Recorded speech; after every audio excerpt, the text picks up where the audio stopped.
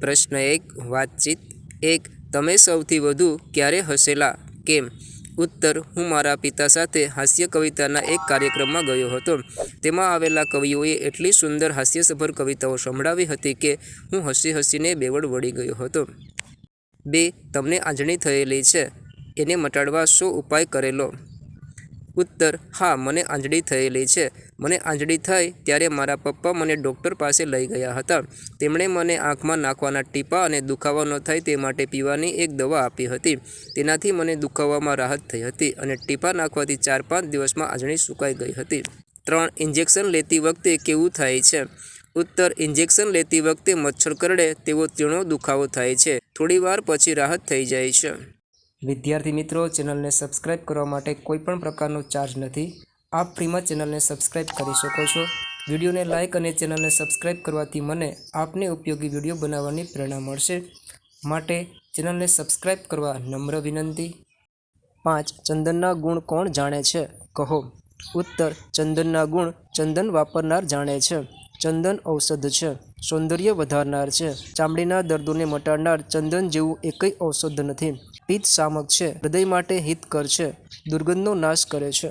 6 તમે કઈ કઈ બાબતમાં બીજાઓની સલાહ લો છો? उत्तर અભ્યાસ અંગે કોઈ સમસ્યા હોય ત્યારે મારા શિક્ષકોની, રમત અંગે કોઈ શંકા હોય ત્યારે મારા મિત્રોની અને બાકીની બાબતોમાં જરૂર જણાય ત્યાં મારા પરિવારના વડીલોની સલાહ લઉં છું। પ્રશ્ન 2 પાઠના આધારે જોડો। સલાહકાર સલાહ, ડૉક્ટર પાકે ત્યારે નશ્તર મૂકવું। 2 કુટુંબી મિત્ર તુવેરની દાળ ઘસીને ચોપડવી। 3 મુનિ કેસર ઘોળીને ચોપડવું। 4 કેશવ સિંદૂર દબાવી દેવું। 5 માસી ચંદન લગાડવું। 6 રસોઈયો ચૂંટ ચોપડવી। 7 પારસી કાંદાનો રસ લગાવવો। 8 ફોય શીરો ખાવો। પ્રશ્ન 3 સ્ત્રીલિંગ કરવાથી કદસૂચક, વહાલસૂચક અને કોમળતાસૂચક બનતા હોય તેવા બીજા શબ્દો લખો।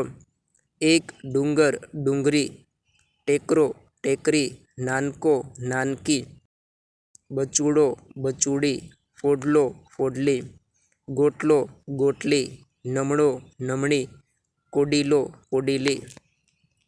આપેલા શબ્દો પરથી રમૂજી વાક્ય બનાવો અને હસો।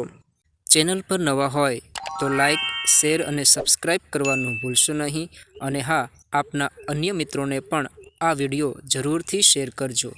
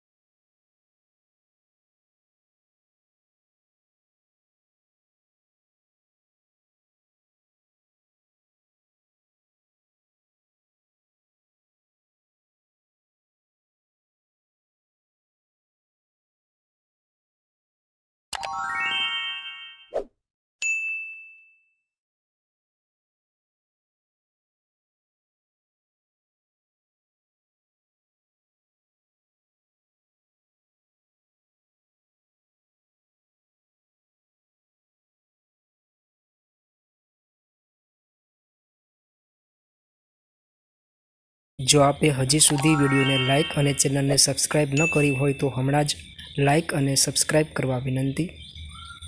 આવા જ વિડીયો જોવા અમારી ચેનલને લાઇક, શેર અને સબસ્ક્રાઇબ કરવાનું ભૂલશો નહીં।